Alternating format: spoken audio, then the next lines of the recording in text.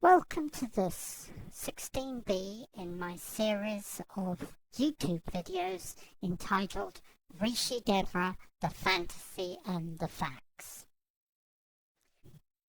In video 16A we established that John Watson had won his fraud lawsuit against Miss West in spite of all the dirty tricks brought into play by Miss West and her cronies. However, Miss West's guru cult extortion business was dead in the water unless Miss West could somehow force the whistleblower's websites down. So Miss West and her stooge Reynolds hatched a plan to do just that. The plan involved ambushing John Watson when he appeared in 2010 at the award hearing to see how much the judge was going to award him for his win against Miss West for fraud. In the US, as elsewhere, the truth is an absolute defense against defamation, but that only works if you can afford the lawyers to represent you in court and can afford to travel to court to fight the case. So here on the screen now, you see the legal papers on behalf of Miss West. Here on the screen now, you also see the legal papers on behalf of Jeffrey Reynolds, both West and Reynolds having served John Watson for defamation when he attended the court hearing in 2010 to see what he was going to be awarded by the judge for his winning the lawsuit for fraud against Miss West. Miss West and Reynolds went on to win their defamation lawsuit because John Watson was unable to afford to defend it, either to afford the legal fees or the airfares and hotel bills to travel to Montana. But their defamation lawsuit, though important to them in that when they got judgment they could effectively bankrupt the whistleblower and stop him from being a threat to them in the future, but the real prize was an injunction. The injunction was needed by Miss West to force down the whistleblower's websites, since her business, which relies on the public not knowing the truth about her, was dead in the water unless they could take down his websites. Now, there were two big lies told by Miss West while applying for the injunction. One was that the whistleblower had threatened to murder her, and the other was that the whistleblower was a disgruntled student of Miss West's. Let us now look at some evidence to see who was most likely to issue death threats, Miss West or John Watson.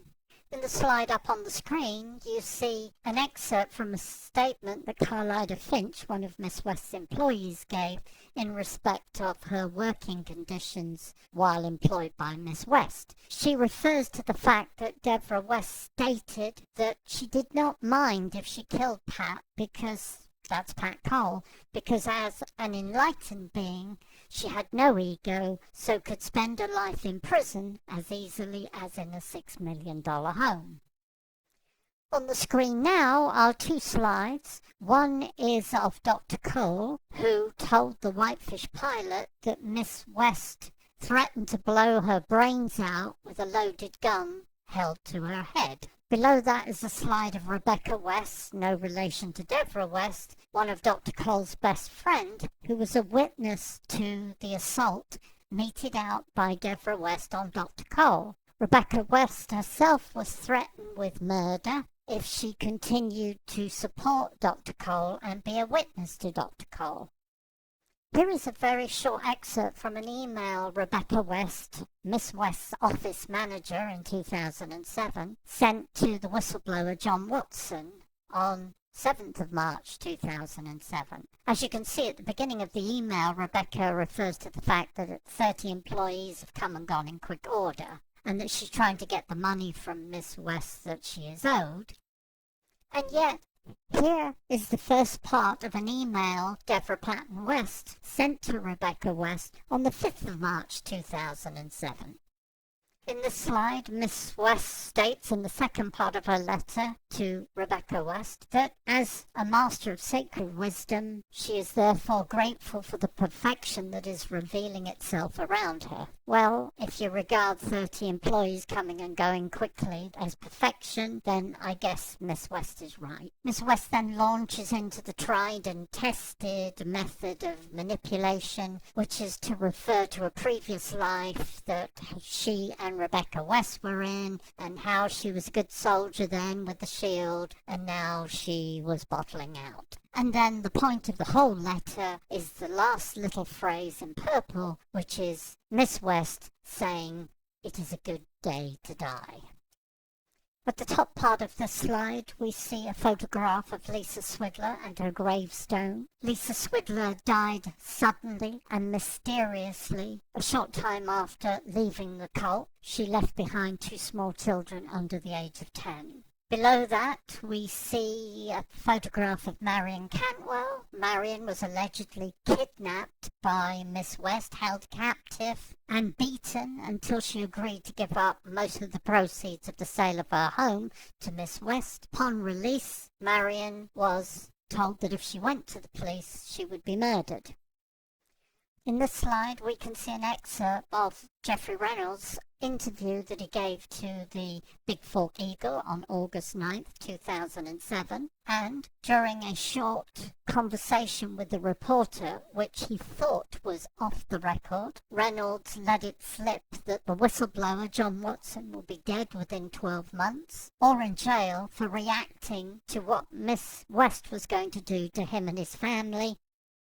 And here is bottom feeder Reynolds, shown in a social media posting he made on behalf of Miss West in 2014. So I think we've established, using the evidence presented, that Miss West is much more likely to issue death threats than the whistleblower Mr. Watson, whose only visit to the courts have been with Miss West.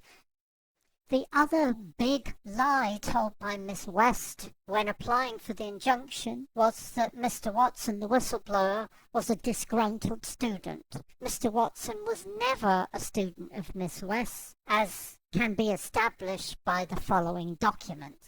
On the screen at the moment is the first part of a letter Miss West sent to her lawyer in 2002, shortly after Mr. Watson was constructively dismissed by Miss West. Note that Miss West does not mention students anywhere. In the second part of this letter, Miss West is going to try to use the $7,000 she owes the whistleblower John Watson in respect of the work he'd done on her charity as a bargaining chip. And here we have a letter from Jack West, which refers to the fact that Mr. Watson was employed by Miss West and that his salary at the moment was about $75,000 to $100,000 a year. In this slide, we have correspondence from the design agency Cactus to John Watson and Devra West. Here we have yet more correspondence from Cactus. Indeed, we have a quote from Cactus to John Watson and Devra West. And in this slide, we see 2 business cards, one for John Watson and one for Devra West. How can John Watson have a business card for financial director of Millennium Mind if he had no business relationship with Miss West? Of course, Miss West is a compulsive liar, and this is just another example of her lies. And to clinch the lie that Mr. Watson was not involved with Miss West's business, here is a personal guarantee that Cactus required from both shareholders in Millennium Mind, one being John Watson, the other being Devra Patton West. Now let's have a look at some sections of the injunction to see some of the evidence that Miss West put forward to the court and which the court was relying upon in terms of deciding whether to grant the injunction to Miss West or not. The court refers to death threats that Miss West alleged had occurred. Well, we've dealt with the death threats comprehensively, so let's move on. Oh, the court has heard from Miss West that there are attacks on family members of Miss West. when indeed the opposite is the case. It's Miss West who has been targeting Mr. Watson, his wife, and his children in an attempt to intimidate Mr. Watson into withdrawing his lawsuit against Miss West for fraud. The court is also relying on the fact that Miss West is asserting that the whistleblower John Watson is trying to coerce Miss West into paying Mr. Watson to stop his activities. Well, if the court had done some research, it would have realised that Mr. Watson had recently won a lawsuit against Miss West and was owed a lot of money. Money that Miss West had no intention of ever paying and never has.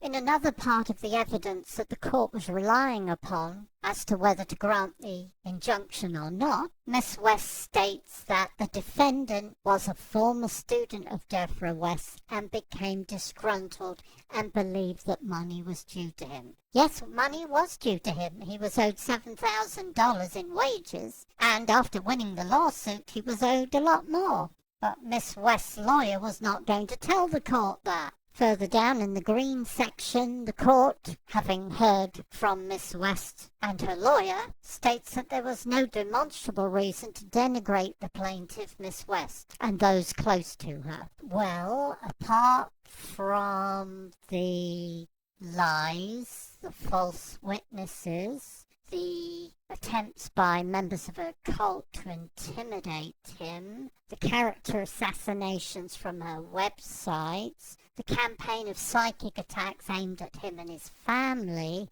the murder threats. No, there was no demonstrable reason to denigrate Miss West and those associated with her, i.e. Jack West and Jeffrey Reynolds, CPA. And in the yellow section, yes, of course, the whistleblower expected his websites to be pulled down. Miss West could not run her business as long as those websites were up. So it was essential to Miss West and her associates that the websites be taken down. So after all the lies, which were undefended by John Watson because he couldn't afford to get to court or pay lawyers to defend the case, Miss West got her injunction. And believe it or not, that injunction was granted by the same judge who 2 years previously had issued an arrest warrant against Miss West for criminal check fraud. Here is the arrest warrant issued against Miss West by the same judge for criminal check fraud. And if the court had looked through the records, even in a cursory manner, they would have seen that in 2009, just a year before this judge issued the injunction for Miss West, the court would have seen that Miss West was the subject of another arrest warrant, this time for felony theft. Oh, and in 2008, Miss West was convicted for assaulting her business partner. And in the same year, Miss West was the subject of a sheriff's sale to force her to pay her creditors $2 million in court judgments and interest. But the court itself is not interested in the truth or interested in justice. The court is all about administering the law. Having obtained her injunction and forced the whistleblower's websites down, Miss West made the most of it. Straight away up went a fancy website where suddenly she becomes a campaigner against cybercrime. In reality, the only reason Miss West obtained the injunction was so that she could hide her criminal past. So with the whistleblower out of the way, neutered for the time being, and with no websites up to let the public know about Miss West's past, the new and improved, the Ascended Master Rishi Devra appeared in Cave Creek, Arizona.